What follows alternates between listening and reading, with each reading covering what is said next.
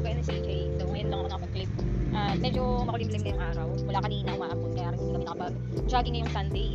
Ayan. At yung mga crochet natin, papakita ko sa inyo. Kahapon nabili yung isang crochet na nandito. So nagdagdag pa ako ng isa.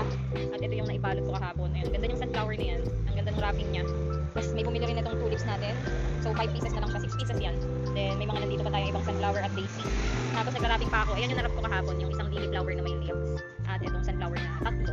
3 pieces sunflower and 1 pieces of lily and 2 pieces of daisy. At ito pa rin 12 pieces na rose. Ito naka-reserve na to eh. So sa 14 yan kukuhanin. 13 or 14. At ito na lang din yung mga nakasabit natin eh. Nire-refill lang ko lang kasi nabibili siya. So yan.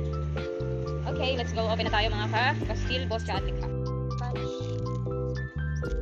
Close na rin kami si CJ dahil magta-12 na. Yan.